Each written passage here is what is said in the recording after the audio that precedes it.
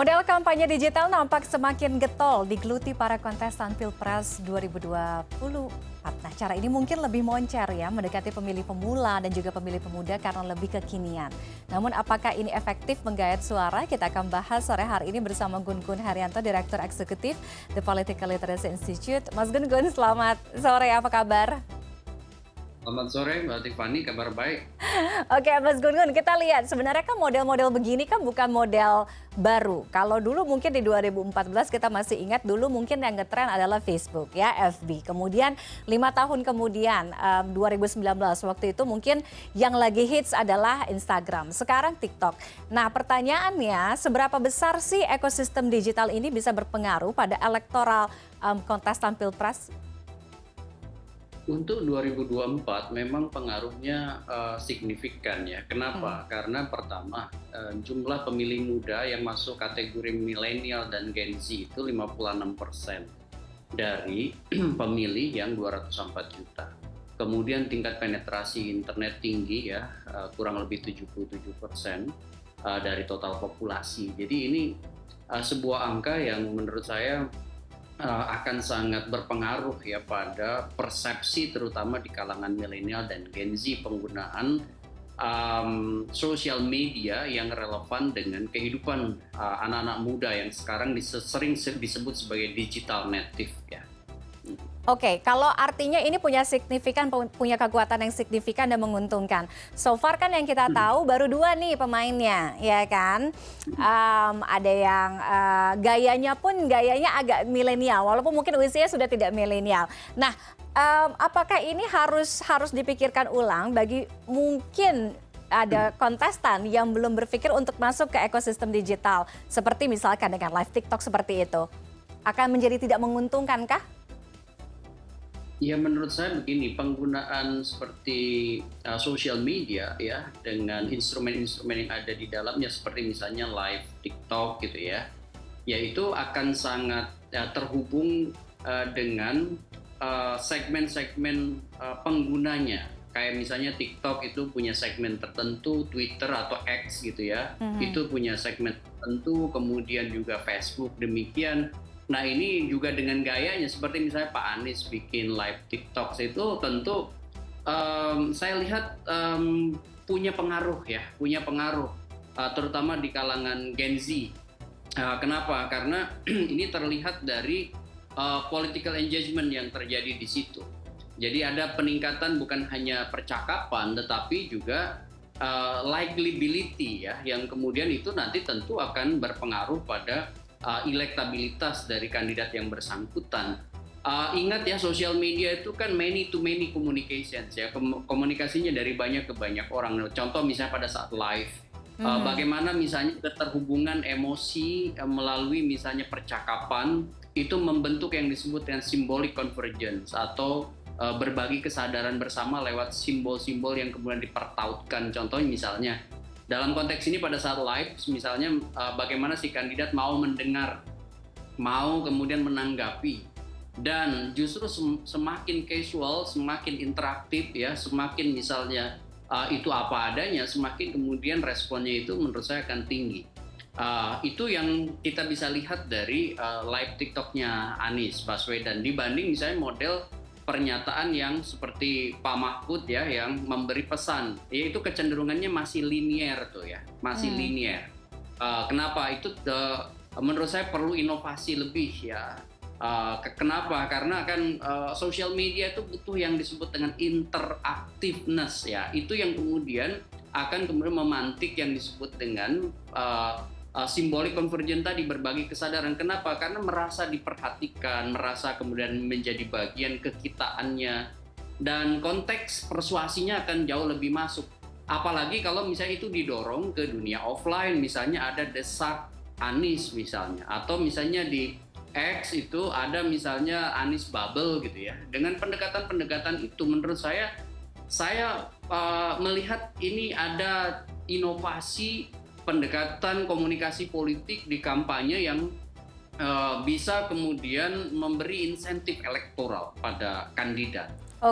Ini bagus, bukan hanya rame bisa jadi bubble di sosial media, tetapi juga masuk di offline. apalagi misalnya didorong misalnya mau ada pertemuan offline di mana anak-anak muda dan itu kemudian di stimulan gitu ya, dikasih stimulan di live misalnya di TikTok gitu ya dan lain sebagainya. Ini nanti akan bisa menggerakkan dari hubungan emosional itu ke fungsional. Bagaimana misalnya program, gagasan, orientasi ke depan, itu bisa kemudian nanti diperbincangkan. Karena apa? Karena kalau misalnya kita mau berbicara soal pemilu, kan bukan hanya bicara soal ramenya di sosial media, tetapi bagaimana punya dampak itu apa munculnya suara di TPS, sehingga kemudian harus ada yang disebut dengan sentuhan daya ikat kuat pada basis-basis komunitas terutama di Gen milenial dan Gen Z ini untuk nanti kemudian menjadi pemilih. Sehingga wajar kalau mereka misalnya awalnya ragu, awalnya misalnya tidak tertarik dunia politik ya, menjadi undecided voters misalnya, atau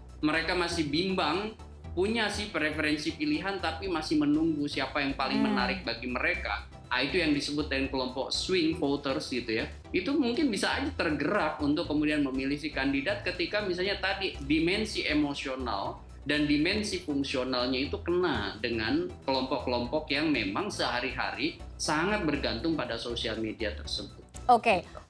Menarik kenapa political engagement-nya tinggi, Mas Gun-Gun, ketika menggunakan medium-medium semacam ini. Karena ini kan tidak berhadapan langsung, tidak ada tatap muka langsung. Dibandingkan misalkan langsung terjun ke lapangan, bertemu dengan masyarakat atau warga, melihat bagaimana kondisi realnya di lapangan seperti apa. Nah, apakah medium yang seperti ini bisa dibilang adalah sarana kekinian untuk bisa menawarkan ide gagasan tentang demokrasi, tentang kehidupan bernegara untuk sekarang? Iya, itu saya berpikir ada pendekatan yang memang harus diadaptasi ya dalam konteks demokrasi ya, karena ini kan disruption era ya. Salah satunya yang kemudian harus diadaptasi adalah penggunaan sosial media. Ya, contoh misalnya banyak perubahan-perubahan di dunia, misalnya seperti Arab Spring atau Hong Kong misalnya demokrasi, umbrella movement itu yang dikenal ya. Kemudian bagaimana misalnya gerakan yang disebut dengan social movement ya, baik itu redemptive maupun revolutionary social movement, banyak yang kemudian digerakkan dari sosial media. Apalagi kalau misalnya reguler, normal, menurut saya demokrasi bisa kemudian memanfaatkan sosial media dari sisi-sisi yang memang bisa dikelola dengan baik. Tetapi kalau khusus untuk misalnya campaign, jangan kemudian terjebak pada yang disebutkan ruang gema. Itu yang disebutkan echo chamber ya. Kalau misalnya hanya ada di kolamnya sendiri, itu tidak mungkin bisa penetrasi ke basis pemilih-pemilih baru. Makanya kemudian harus ada yang disebut dengan connected media ya. Keterhubungan antara satu media, satu platform dengan media lainnya. Contoh misalnya seperti tadi, masih ingat nggak misalnya gerakan Triple O dulu di Amerika, Obama Online Operation, itu memunculkan yang disebut 1 million strong for Obama. Itu kan digerakkan dari sosial media tapi connected media. Jadi apa yang ada misalnya di sosial media rame, kemudian dipersuasi, digerakkan ke offline. Ya menurut saya apa yang dilakukan oleh Pak Anies seperti misalnya menggerakkan perbincangan di Twitter atau di X gitu ya lewat desak Anies, itu adalah bentuk dari menjembatani antara kerendahan di sosial media untuk ditarik ke dunia offline. Sehingga bisa aja itu menjadi satu variasi ya, inovasi, dan itu bisa dilakukan oleh Gibran. Harusnya ya, kenapa Gibran kan sebenarnya dari sisi usia yang paling terhubung dengan anak milenial dan Gen Z. Paling related tapi ya. Saya melihat pendekatannya justru belum ke situ gitu. Ya. Oke. Apa catatan penting juga yang harus diwaspadai kalau misalkan para capres-cawapres ini menggunakan media sosial keuntungannya untuk campaign dan punya efek yang besar. Nah, catatan penting yang harus diwaspadai oleh users, social media users untuk masyarakat ya, pengguna media sosial, karena kan ekosistem digital ini kan punya algoritma. Ya kan, ketika seseorang atau pengguna hanya melihat atau kecenderungannya mencari, melihat search yang itu saja, maka yang akan muncul sehingga tidak ada referensi lain begitu, Mas. Nah, apa catatan penting yang harus diwaspadai? Filter bubble ini. Catatan pentingnya begini ya, bahwa memang sosial media itu kan selalu punya dimensi positif dan negatif ya. Maksud saya seperti tadi disebut ya. Bagaimanapun pasti tidak seluruhnya informasi yang disampaikan itu merepresentasikan kebenaran. Makanya diperlukan yang disebut dengan literasi digital dari para pengguna. Contoh misalnya mau mengkomparasikan satu informasi dengan informasi lainnya. Jangan sampai kemudian karena misalnya sering menonton potongan-potongan Pak Anies atau Pak Ganjar atau misalnya Pak Prabowo dan Gibran, misalnya akhirnya kemudian muncul tuh berada di kolam yang sama, di ruang gema yang sama, di echo chamber yang sama, sehingga kemudian nalar kita sebenarnya sedang berada dalam algoritma yang memberi asupan yang sama ya dari kelompok-kelompok yang sama. Kita pada akhirnya kemudian misalnya muncul bukan kesadaran, bukan mencari kebenaran, tapi justru berada dalam pembenaran salah satu pihak gitu.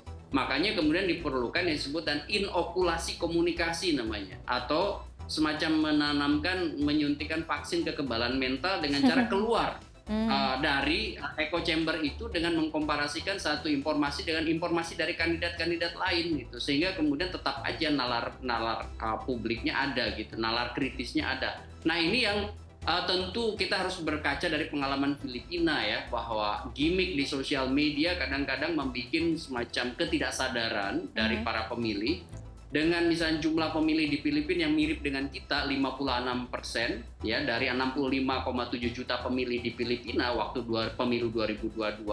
Kemudian di Filipina itu juga seperlimanya masyarakat di bawah garis kemiskinan, sehingga kemudian tema populisme itu kuat begitu. Kemudian contoh lain, kesamaannya itu tingkat penetrasi internet di Filipina tinggi 91%, di kita kan 77%, tapi 77% dari 270 jutaan penduduk Indonesia kan 213 juta, lebih besar dari Filipina. Belum lagi misalnya ada salah satu kandidat yang memang memasang salah satu figur dari putrinya dari presiden aktif gitu, Sara Duterte. Nah ini kemudian jangan sampai kemudian kita terjebak pada hanya sekedar gimmick di sosial media, karena saya lihat Bongbong Marcos itu kan penekanannya bukan pada politik substantif ya, tapi lebih pada bagaimana menyentuh hubungan emosional antara dirinya dengan pemilih, sehingga yang muncul kuat itu adalah fandom culture gitu, ya kan? Itu yang kemudian muncul kuat. Bukan kemudian rasio emansipatoris gitu, rasio yang berpihak pada keberdayaan pemilih. Kan partisipasi itu beda dengan mobilisasi. Kalau partisipasi itu basisnya adalah kesadaran, kalau mobilisasi itu kan basisnya adalah perilaku kolektif gitu. Oke, bukan hanya Korean pop atau K-pop yang punya fandom culture, tapi politik itu juga ada, dan itu yang harus diwaspadai, dan masyarakat pemilih terutama ya harus bijak dari situ ya. Terima kasih Mas Gun Gun Haryanto sudah bergabung dengan kami di CNN Indonesia Connected. Menarik sekali diskusinya. Selamat sore, sehat selalu. Selamat sore.